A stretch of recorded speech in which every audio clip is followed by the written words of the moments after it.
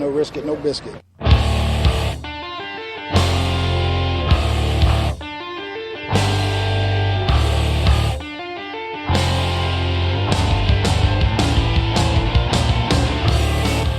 Coming from the Arizona desert, presented by SBNation.com. For Arizona Cardinals fans, by Arizona Cardinals fans, with outsider and insider's perspectives, this is Revenge of the Birds.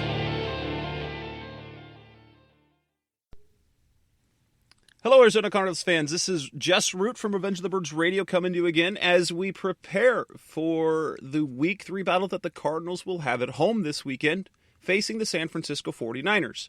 And to preview the game today, I have brought on the line from SBNation.com and from NinersNation.com, Dave Fucillo. How are you doing today, Fooch?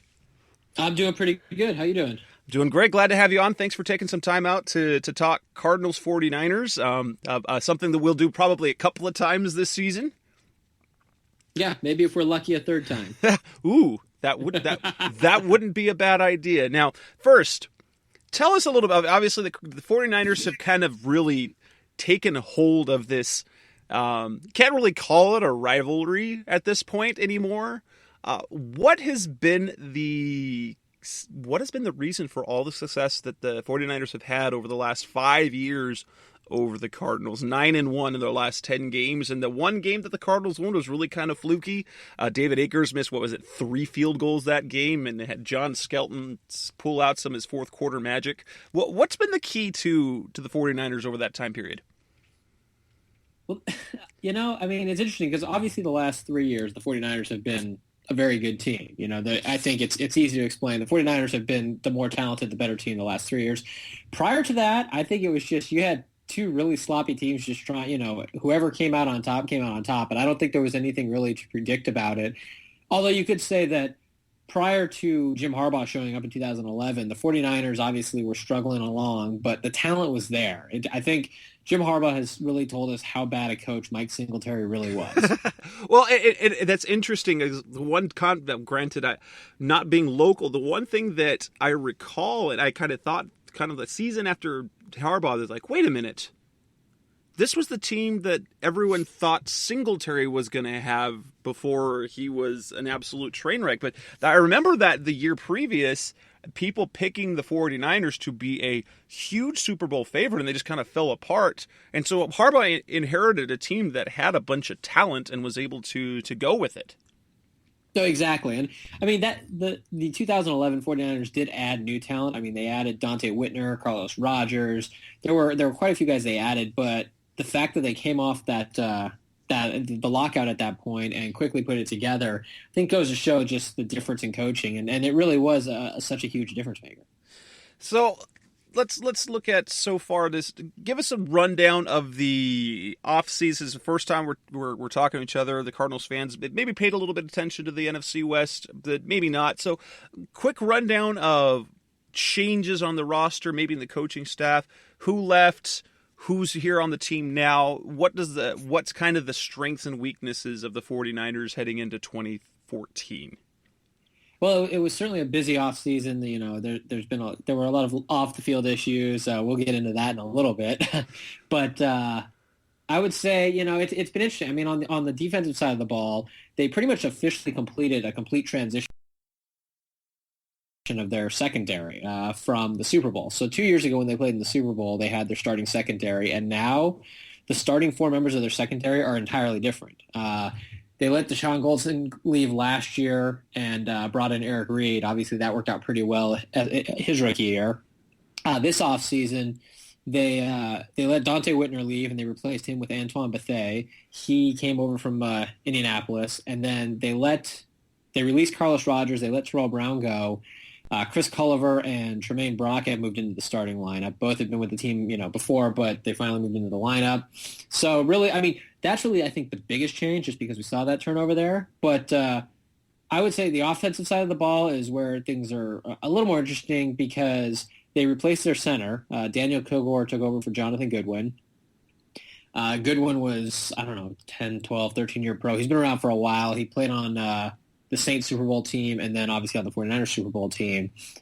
And so Daniel Kilgore moved into the starting lineup. That actually has worked out pretty well. Surprisingly enough, he's been one of the better offensive linemen, which I think goes as much to show about some of the struggles of the offensive line these first couple weeks. The other big addition was Stevie Johnson. The 49ers traded for Stevie Johnson from the Bills. I believe they gave up a fourth-round pick that could turn into a third. I forget the exact specifics, but they added him to the wide receiver core to really add some depth there.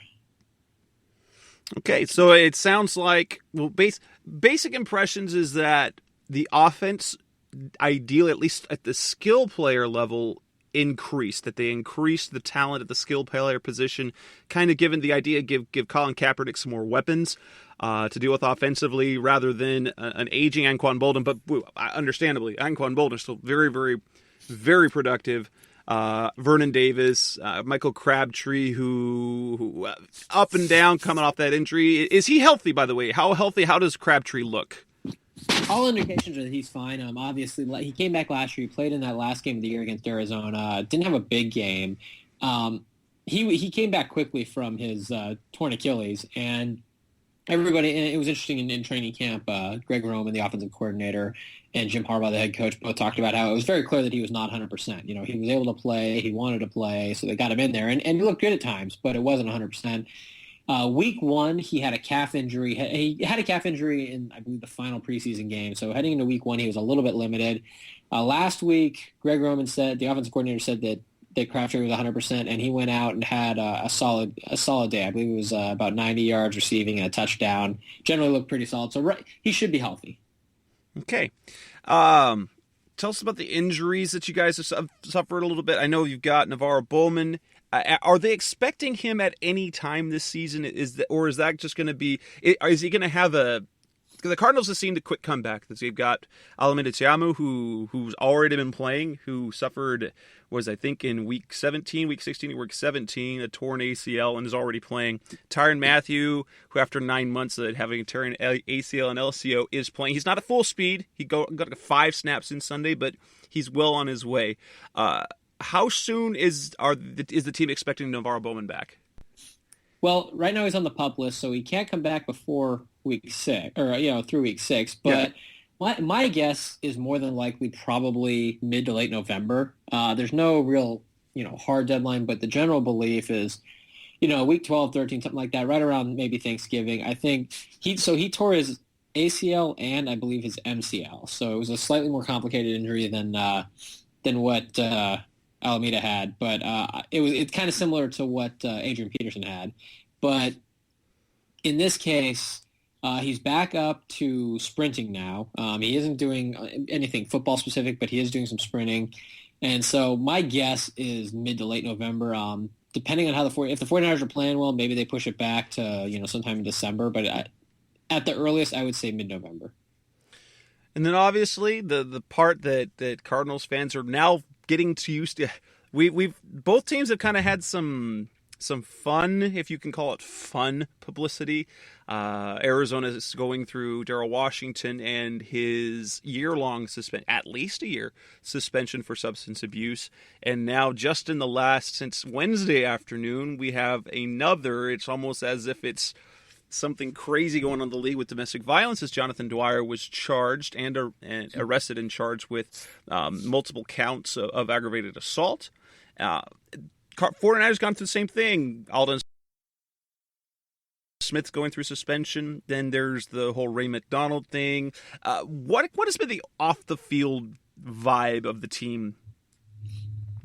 It has. It hasn't. It's been. I don't even know what to call it at this point. It's just been.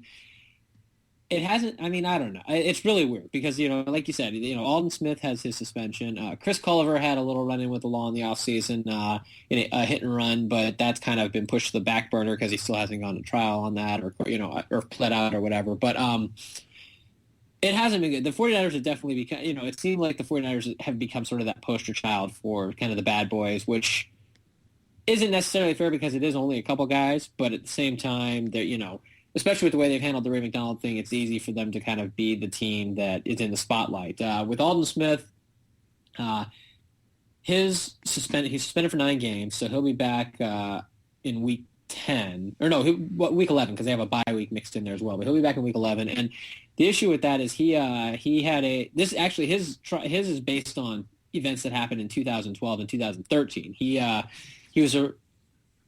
was a house party in 2012, and guns were involved, and all kinds of stuff happened.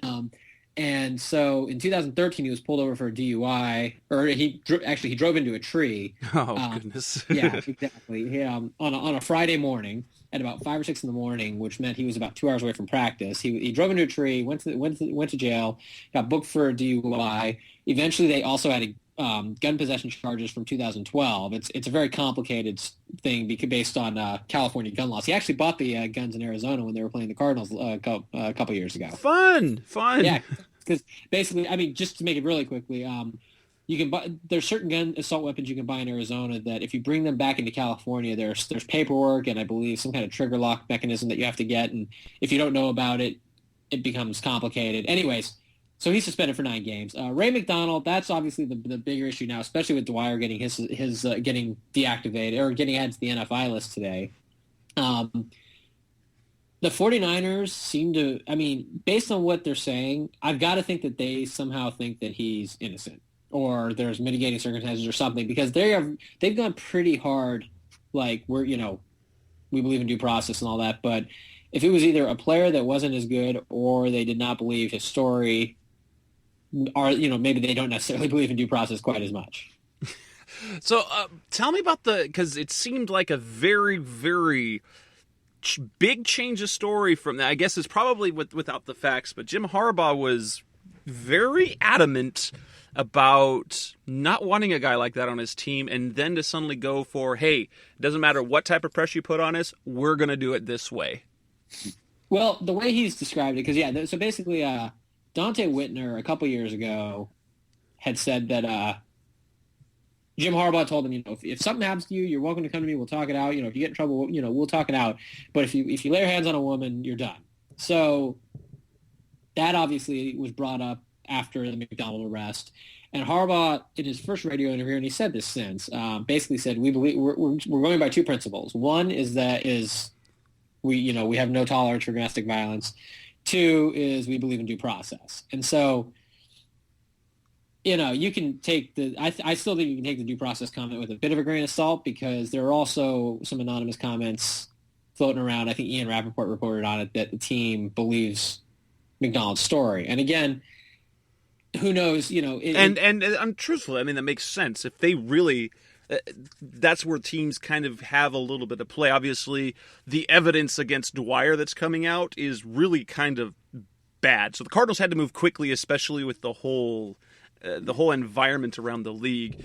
But if the McDonald thing is where they know what's out there and they're like, okay, we really don't think that he's going to be that big of trouble. I don't see that. I can see why they would do that. It's just a little bit iffy with the way the league is right now. Oh, yeah. No, it is. And I mean, the 49ers have made it clear that they don't really care about the PR aspect of it. And I think that's become very obvious. Jed Yorkis, the owner of the 49ers, has said, well, I'll take the hits on my character, or I'll take the hits about, on my reputation because I believe in due process, blah, blah, blah, whatever.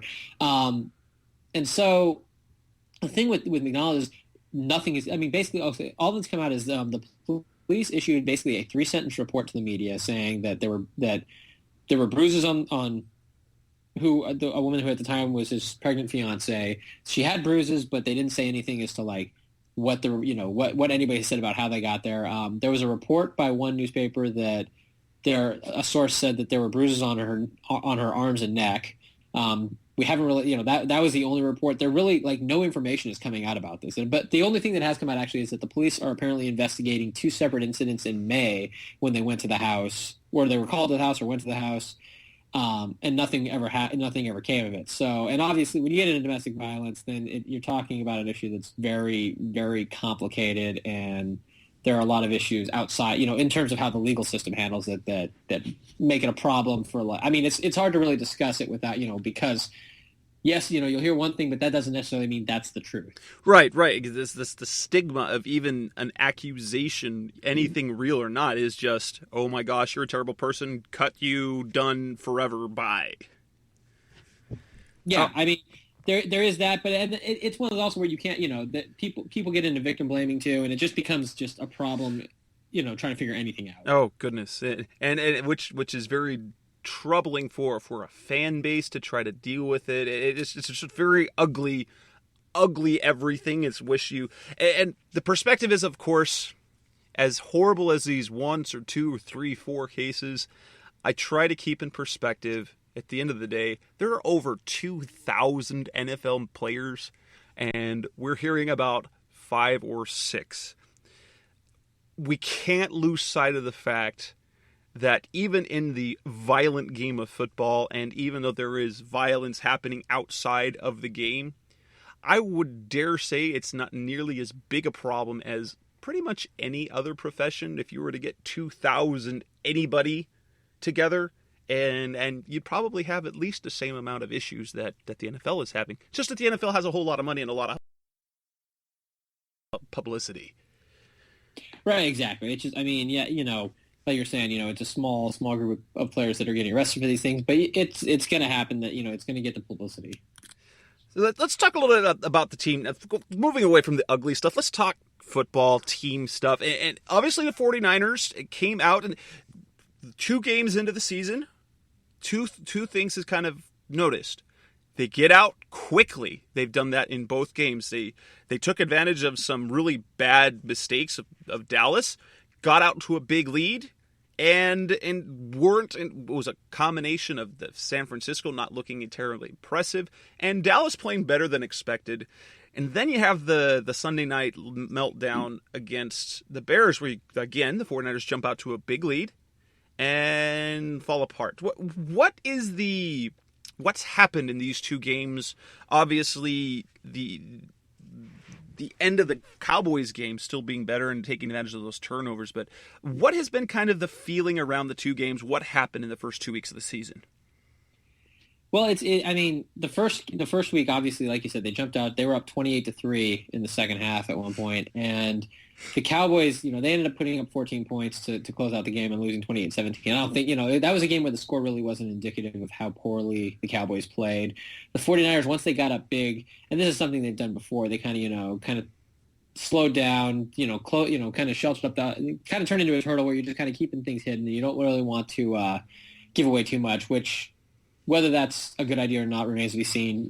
But that happened, so so that was week 1. Week 2 is obviously troubling in part because, Colin Kaepernick sort of pulled a Tony Romo and was turning the ball over left and right. And so there's this talk of, well, the 49ers took they're taking the foot off the pedal. They need to go for the throat and all that. I don't know that that's necessarily the case. I think part of it is an issue of execution. Because they were passing the ball in the second half when they were up 17-7.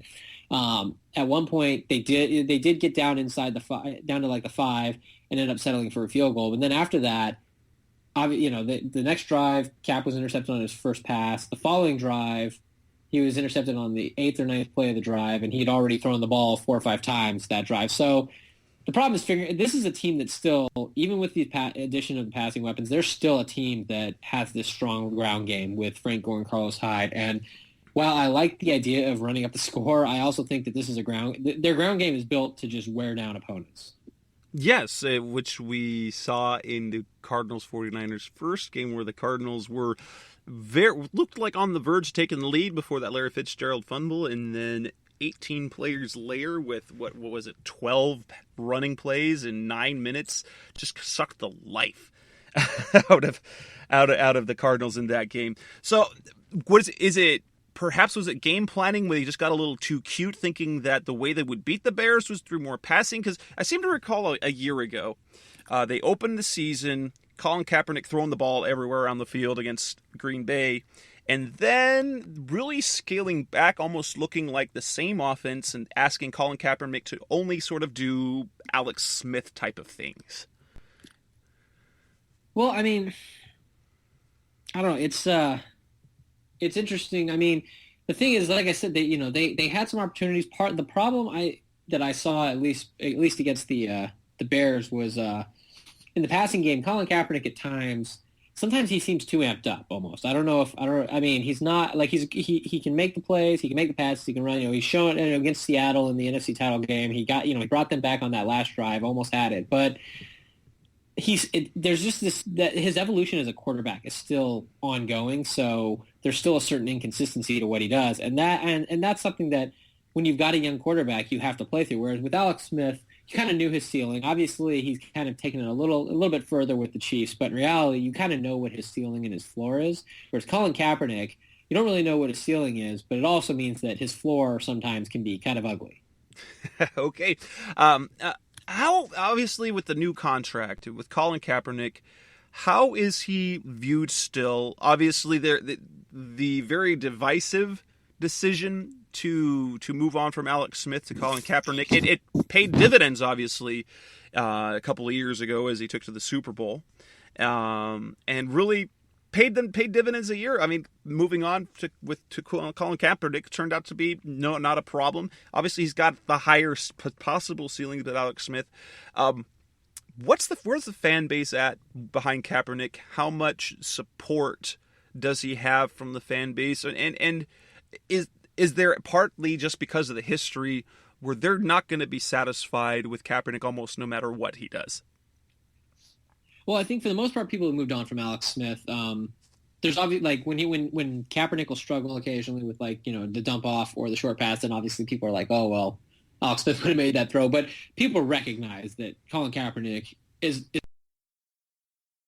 a much more talented quarterback than Alex Smith. Alex Smith has proven that he can do what you need to do to win in the NFL, but in terms of just the raw skills, there's really no comparison.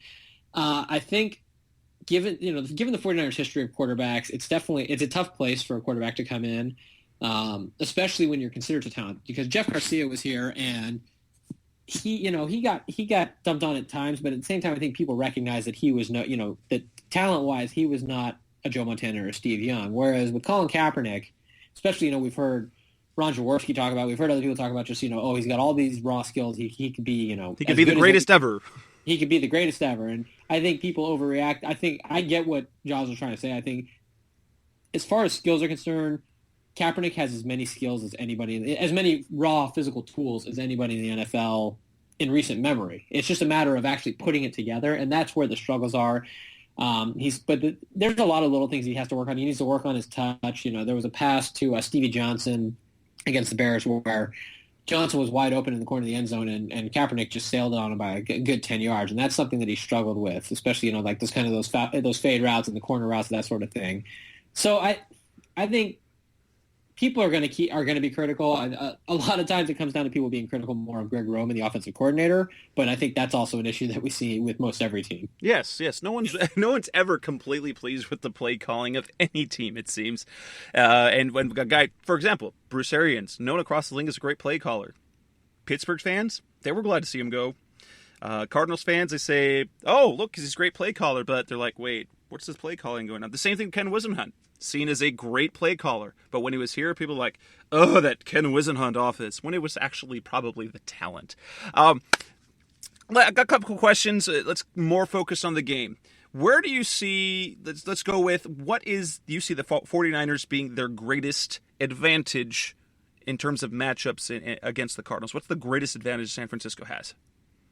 Well, I assume this is my opportunity to plug Michael Crabtree versus Patrick Peterson, right? Why not? I mean, that's what you heard. That is definitely a matchup that has really gotten the best of Peterson. Yeah, that really has. It'll be interesting. I mean, it's interesting though this time around because if you think about it, because last year obviously Crabtree was back for that Week 17 game, but this is the first game where he's at 100% health with Anquan Boldin, and so I'm very curious to see how the Cardinals use Patrick Peterson against them because, yeah, I mean, Crabtree's had a lot of success against him. I don't think, that's a given. But now that this is the first time the 49ers have had a legitimate a second legitimate receiver opposite Crabtree. And so that might shake things up a little bit. But as far as that matchup that they had the distinct advantage, I'd probably just stick with the run game. It seems like obviously the Cardinals have gotten off to a strong start. Aside from being 2-0, the defense seems to be playing really well. But even, they're playing well at this point. It'll be interesting to see when they face what I think is a more physical run game in what the San Francisco 49ers bring to the table. And so that's something where we'll see maybe the 49ers, are able to wear them down that way. And that was true. They're the number one defense a year ago against the run. That Week 7 game that's where you saw it. I think Gore might have been the only back to go for over 100 against the Cardinals. I can't remember that for sure, but he did it in such bruising and methodical fashion. That was, oh, crap. What just happened? I don't know. That might have been me. I'm not sure. It just disconnected. Okay. Let me see did I lose the recording? Oh, still recording. Good stuff. All right, no big deal. So yeah, this is kind of the test: is the run defense as stout as it was a season ago, and even as stout as it was a year ago? San Francisco in Week 7 really took advantage of that, especially in that one final drive. What about the matchup that you feel is going to be the most challenging for the 49ers against the Cardinals? Well, I mentioned this in the article we had today at Revenge of the Birds about why each team might lose. Jimmy Ward against anybody that's over 6 feet tall, that might be an issue. It'll be interesting because Ward struggled big time, but against Brandon Marshall. But Brandon Marshall's 6'4". He's Brandon Marshall, and he kills everyone. Yeah, he kills everybody. He's got. When you've got 5 inches on a guy, 5-6 inches, you're gonna be pretty good against him. I'm very curious to see how the 49ers and how the Cardinals how the chess match goes as far as Larry Fitzgerald, Michael Floyd, and the slot. Because I think Jimmy Ward, when you're in the slot, kind of in the middle of the field, there's a lot of space to move around. Size is not as huge an issue. It's still obviously beneficial to be taller than everybody else, but it's not quite the same as when you're down inside the red zone where there isn't as much room to move, and it's really just becomes a matter of who can jump the highest. Definitely. What is if you had to match up Bruce Arians versus Jim Harbaugh in terms of coaching matchups and game plans, what coach do you think has the advantage between the two? That's an interesting one. It seems like Arians is. They're both they're both smart guys. Sometimes you wonder if they're too smart for their own good at times. I completely agree on that. Arians gets too cute for himself every once in a while. He'll just throw in a play and they're like, "Wait, what are you doing? Why?" Yeah, the issue with the 49ers that I've seen, well, there's a couple issues. There's obviously always questions about the play calling, and that's on Roman and the other offensive assistants. But one issue the 49ers consistently have is with clock management. It seems like they have to use a timeout. They use timeouts a little too frequently. The game management in general is an issue with. It seems like Jim Harbaugh has a problem with challenges where more often than he'll win, but a lot of times he loses, and he generally loses more than he wins, and so it's always kind of a running joke when he is going to roll it out and when he's going to blow that first time out. Or my favorite is when a team calls a timeout, then throws the challenge flag after that. And I'm like, you better be dang. I'm like, you might as well, if you're going to burn a timeout to begin with, you might as well just toss the flag to start with. Yeah, I agree. And I think there have been times where that's, Harbaugh knew he wanted to the timeout, so you might as well throw the challenge flag anyways. But again, it's like you only have a couple of these fellas. You might want to save them. Exactly. All right. If you had to now, the difference playing between now at Levi Stadium. Now there's I can't remember where I read it, but I read that the home field advantage. Obviously, they're not going to be playing in Santa Clara this year. Right now, how's the home field vibe over there at Levi Stadium? I heard that I heard it wasn't great. Yeah, there were some issues with the new stadium. It's a nice stadium, big. I actually was out there for the game last week, and it's a nice stadium, but the problem is you've got some openings on the I believe it's the northeast and northwest and southwest side of the stadium. You've got openings, so sound gets out there. With the fancy new stadium, you've got expensive tickets down in the lower bowl, and so you've got a large group of fans that ended up spending a good chunk of the game inside the big club area there. And I'm not. I mean, it's possible that was just like a first week. We're just checking out all the bells and whistles, or if that's going to become a regular thing, and that's something that I want to keep an eye on over the course of the first season there. All right, if you have to, this is we'll close it. Come bring this to a close and make it prediction time. Cardinals don't. I mean, we'll make Cardinals fans really hate 49ers fans for the most part, and that comes with obviously 49ers fans have years and years of history behind them. They've got recent history, and then they have history where they can kind of stomp on the top of the mountain and say, "Hey, look at us, we're pretty dang good." But make it the matchup time. What is your prediction for the outcome of this game? Obviously, I see this a game that both teams are really a little bit. They're going to go but the fan bases are a little bit worried about, especially if the Cardinals can't go with Carson Palmer.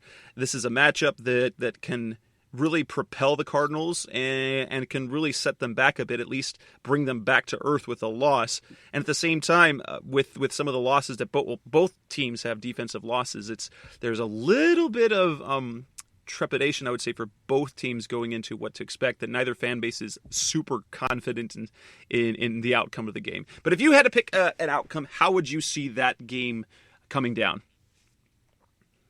Well, it's interesting. I'm in this pick'em contest where you pick 5 games each week, and you pick them against the spread, and they lock in the spread on Wednesday, and you have till Friday to make your pick. The spread opened at 49ers 2.5-point favorites, yes. And it locked in on Wednesday for me at least, and it varies by site, but it locked in for me at 3 points, and you get a half point for a push, a full point for a win. And when it locked in at 3, I decided I did not want to take it because I think more than likely this is one of those 23-20, 27-24. I think the 49ers will win because I am an unabashed homer, but I feel like it'll be it's going to be a close one. I think if the 49ers win, it's going to be like, my guess is like 23-20, 27-24, something like that. And I'm going to have to, as myself, I am also a homer. Arizona Cardinals fan since I can remember paying attention to football since the early 90s, late 80s.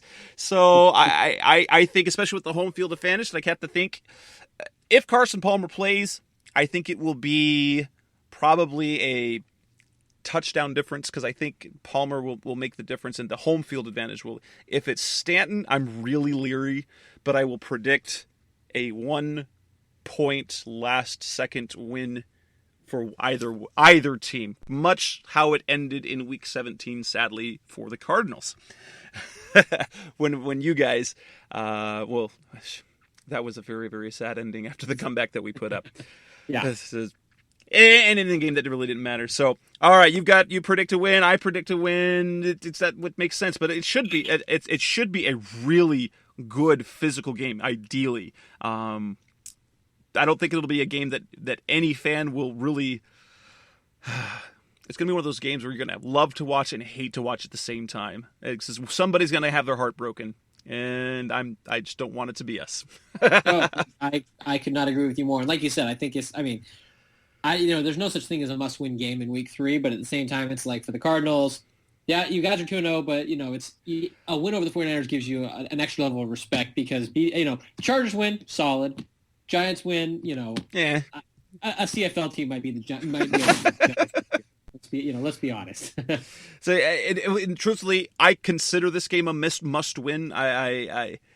It really is for the Cardinals' playoff hopes because it is a division game at home. The way this division goes, I don't think there's a chance you win the division without going 4-2. To make the playoffs, I think they're going to have to split, and you have to beat. That means you have to beat one of these two teams at home, definitely. So if they don't, it really sets the Cardinals back. Just like last year when they ended up going 2-4 in the division, those division games killed them.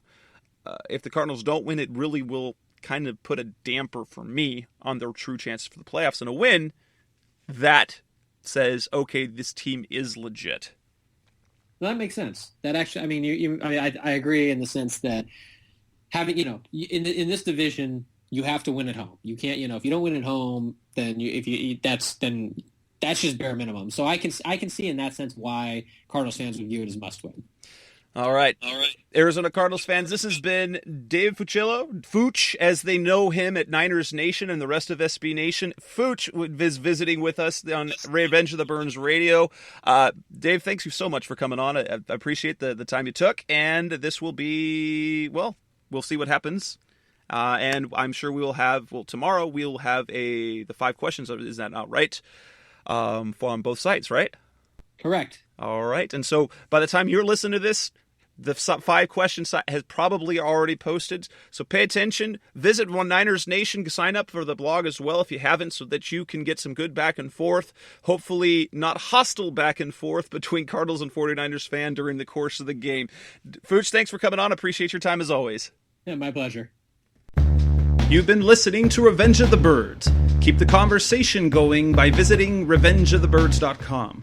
Follow us on Twitter at Revenge of Birds. You can also find us on iTunes at facebook.com/Revenge of the Birds.